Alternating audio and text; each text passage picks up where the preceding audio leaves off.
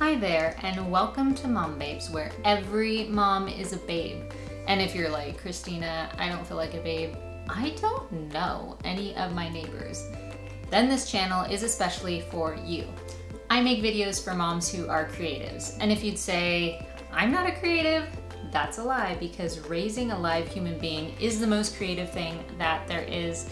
I would love it so much if you would subscribe to the channel, come hang out with me every Thursday, and if you ding the bell, you can get notified each time I release a new episode. It means so much to have you here with me. Thank you so much for being here. Today we are talking about something that has been a recent journey, a recent discovery in my life, and that is getting to know my neighbors better. And not the general term of neighbors like random people in the world, but my physical neighbors that are actually next to me in my real life, across the street, next door, those neighbors. How it started was I had to decide that I was going to be a better neighbor if I wanted, in any friendship, you're the one that sometimes has to go first. I've lived in Southern California most of my life, and the neighborhood culture here is that everyone is very nice and pleasant with each other, but everyone is very private, at least in the neighborhoods I've lived in. I'm sure there's exceptions everywhere, but I went to school in Oklahoma for 4 years, and that had a more friendly, hey, come grab a cup of sugar type feel. Whereas where I am right now is more like everyone's nice, everyone's polite. You don't actually know any of your neighbors. You know what they look like, but you don't know anything about them. And so I was on a quest to get to know my neighbors. And you might be saying, that sounds scary and awkward, and I don't really want to do that. So I'm going to give you some very, very simple steps for what you can do to start being a better neighbor and to open opportunities to have good conversations with your neighbors. The first thing you can start doing is smiling and waving at people. If you get nothing else from this video, just start smiling and waving at everyone. And what this will do is people will start to perceive you as a friendly person, as an approachable person. If you walk around like this the whole time, you don't seem really interested, or if your head's down, or if you're always closing your garage before anyone can talk to you. So this small thing for some people will be like, I already do that, that's easy. But for me, it was actually kind of a cringy thing to where I was like, I don't really want to have to hey, smile at my neighbors. I don't want to have to wave at everybody. It felt like an extra chore. I'm the type of person where if I go to a social event, I'm mentally prepared to be at a social event. But what's different is when you're at home on your home turf, there is no planning around that. You are now opening yourself to spontaneous social interactions. I know someone who makes videos, you seem like, I'd be super approachable and whatever, but I am actually the person that is so awkward. If I see someone at the grocery store, I will oftentimes literally take the next aisle over to avoid seeing that person. If they're a friend, that's different, but if they're an acquaintance that I know, but I don't really have the social energy to talk to them, I will avoid them. And so for me, this was a big step of simply waving and smiling. And for a long time, that's all I did. I just started waving and smiling. So now I'm going to tell you how this simple thing of just waving and smiling at everyone you see did change the interactions with my neighbors. We had neighbors across the street. We had a home that burned down, and so new people moved in about 2 years before I started doing this neighbor thing. And I thought they had lived there 9 months, but it had been 2 years because I'm not paying attention to my neighbors. It just shows you how detached I was from my neighborhood. I one day was outside and I saw the neighbor across the street coming out to get his mail, and I waved and I smiled because that's what I do now. I wave and I smile. And he waved and smiled back. And then the next step you have to do is just be a little brave and try to start a conversation. And it doesn't have to be a deep, life-changing conversation. Literally, I said to him, wow, you got your gutters done on your house. They look really nice. That's it. One sentence, that was the conversation. That led to him talking about, we had to do a roof replacement, which was a lot of fun. So we ended up having this conversation about something very basic, which is just updates that we had to do to our homes. I walked away from that as the first conversation I've ever had with my neighbor after 2 years, which is very sad. But it was a start. The other thing you kind of have to do is put aside your judgments of people. And these people across the street, they seemed very introverted. They seemed very private. They didn't really seem open to a relationship. And so that's why I never pursued one, because they weren't waving and smiling all the time. So I perceive that as they don't really want to be friendly neighbors. What I assume about most people is they want their space, because usually I want my space. If I would have listened to that lie and said, oh, they're not approachable, I would have never said, hey, your rain gutters got done. They look really nice. What I did next was a little unique in that most people would find this incredibly awkward. I mean, I found it awkward and cringy. When I tell you what I did, you'll think it's awkward and cringy. But I thought, I thought this neighbor, I had this presupposition in my head that this neighbor was introverted and not open to conversation. But after talking to him about the roof and the rain gutters, I learned, oh, he's actually kind of funny and maybe we should get to know him. And I mean, he has a spouse as well. One night I was doing a devotional and studying something, and totally random, I felt like the Holy Spirit said, Christina, you should reach out to your neighbor that you talk to.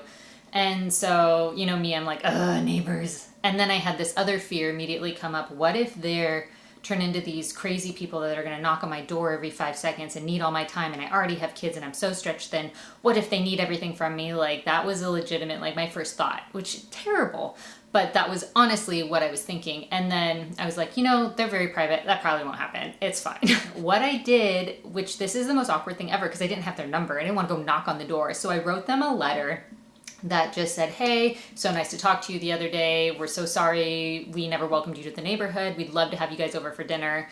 Let us know if you're into that. I know it's not everyone's thing. No big deal if you don't want to come. So I left them an out because I didn't want to be too awkward if they felt obligated. I didn't want them to feel obligated. But then I put our phone numbers on there and I was like, we're right across the street. If you ever need anything, let us know. So that was, I mean, I'm sure to someone that sounds like that's a very basic thing to do, is write a letter and say, welcome to the neighborhood. That's what you should be doing. But it took me, I also was in the midst of newborn, so I was kind of distracted. I'm making excuses. Anyway, eventually we got around to that. So I put this very awkward, cringy letter in their mailbox, and then I waited. And the next day I get a text from both of them, a group text saying, thank you so much for your letter. That was so nice. We'd love to come over for dinner. Fast forward to the night that they're coming over for dinner. We put the kids down early so we can have an adult conversation, because they don't have any kids. And I was just like, we'll introduce them to our family one thing at a time. So they came over, and I was still kind of had this presupposition of what they would be like. And I was like, oh, I don't know. This is going to be really awkward. They're in our house. I actually don't know that they're basically strangers in our house. This is weird. But it was so surprising. And we talked for 3 hours. We had dinner and they brought wine and we had dessert. And it was a really, really wonderful time. And that was probably about 6 months ago. So now we have this thing where we go back and forth to each other's house for dinner. And for me, this thing that I thought would be cumbersome is actually a great relief, because we can just go walk right across the street. It's not like we have to drive anywhere. We don't have to go to a restaurant. That has been something that has been really fun and a cool part of our life that's very doable in this phase of parenthood where you're so busy. Is to just go across the street is so much easier. And there are these people that we actually enjoy. But none of that would have ever happened if I stuck to my fear of, oh, they're probably going to be too clingy and want too much, or my fear of, oh, I think they're this way. So part of my journey was letting go of those presupposed ideas, waving, smiling, starting a conversation, being brave enough to invite them over for dinner, send a note. And now we have a really good relationship with our neighbors across the street. And that's always helpful too if you're ever out of town or need anything. I think the week after we met them, they left their garage open and they texted me, hey, can you go close their garage? And so I felt like, I have a neighbor, I'm gonna go close their garage for them. I don't know, it just felt good to be able to help them out too. And closing your garage is no big deal. So what I'm trying to say is there are benefits to this. Even if you feel like I did, like your neighbors might be weird or clingy or you're not sure, you'll never know unless you open up yourself to that opportunity, to that relationship. The other thing that is kind of scary about meeting your neighbors and putting yourself out there like I did was that you might face rejection. This also happened to me. So I'll tell you another story. One of the houses next to ours is a rental, and so every few years we get new people come in. The latest people that moved in came in and I was trying to say hi, but they were moving and we were busy, and so I never got to say hi. And eventually I was like, because I had such a good experience across the street, I'll just do the same thing where I got them a candle And I wrapped it in a cute little bag and I put a note in there with our phone numbers. If you ever need anything, let us know. These are our names. Would you like to come over for dinner? And I left that on their porch. And then the next day it wasn't on their porch, so they got it, but we never got any text. We never got any communication. We never saw them. And I was like, radio silence. And so I was like, well, maybe they just forgot. Like, you know, when you move, there's a lot going on, but you may get that too, where I had an instance where I basically did the same thing and invited two separate people over for dinner, and then one was excited to come over for dinner and the other one just straight up never said anything, completely ignored us. Whereas I almost would have preferred them to be like, hey, that's not, because I even said the same thing, give them an out, like, hey, if it's not your thing, no big deal. It would have been nice if they just sent a text that said, hey, we're not really into, you know, dinner, and I'd be like, okay, cool, like, welcome, we'll see you around. That is something that is possible. But guys, I've been rejected. It's okay. If you look at the opportunities you could have, you will not let the fear of rejection hinder you from those opportunities. Whereas if you only think of everything as a rejection, then you'll never have the few that would say yes to dinner. Our other neighbor, we've had a really great relationship with them. We've been in our neighborhood about 6 years, and they moved here the year before we did. So we were both kind of new at the same time. And they have 8 kids now. At the time, I think they had 4, but still a lot of kids. So they're very busy. We're very busy. We're both in the throes of parenthood.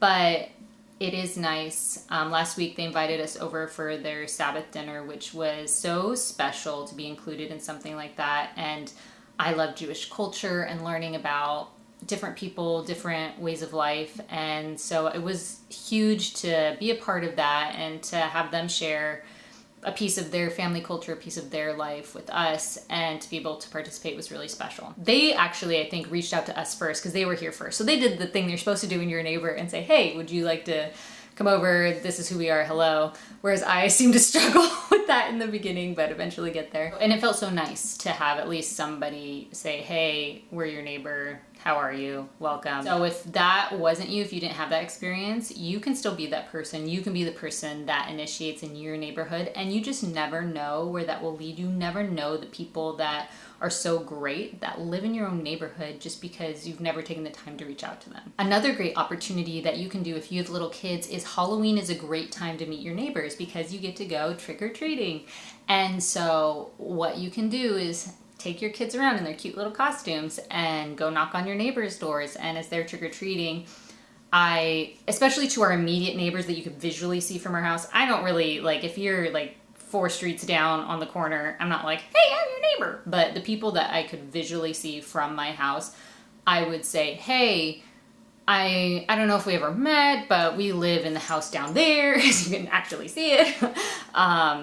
Sorry, we're such bad neighbors. It's nice to meet you, whatever. And so that was kind of like a spiel that I did for Halloween, which was a great way to at least learn the names of some of my other neighbors, even if it's not like across the street where we're coming over for dinner or anything. You at least orient yourself, and that's gonna, in their mind, put you also as an approachable person. And then when you do that at Halloween and then they see you smiling and waving, they'll think, they seem really nice. And then maybe when they're walking their dog one day, you'll have a conversation, and then you can become friends and they'll babysit your kids for you. So you never know what could happen. But if you're really struggling, like if you're saying, I'm not the type of person that's going to write a letter to my neighbor, that's so awkward, I can't believe you did that, Christina, then maybe with your kids at Halloween, you can say, hey, we live right over there. Sorry, we never introduced ourselves. Haha, we're such bad neighbors. And then kind of start a conversation from there. Always be looking for other opportunities. I'm on the watch now. If somebody new moves in, because we have a street where I can see probably like 16 houses. I can see quite a few houses because we're on like a straight street, if that makes sense.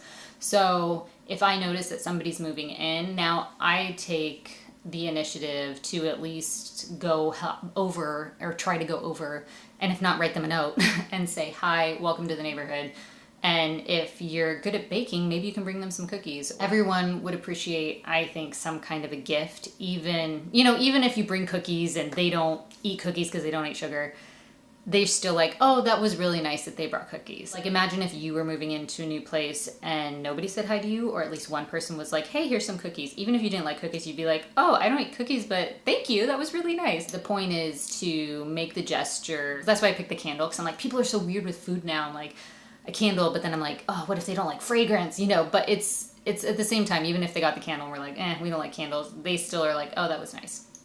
So with that neighbor that never responded, I still, obviously they're right next door. I see them all the time. So we'll wave and smile at them and they wave and smile back. So, you know, we're polite and cordial, like typical Southern California neighbors. But I want to encourage you to be the person that starts, be the leader, be the encourager, be brave in your neighborhood, and to see where it leads.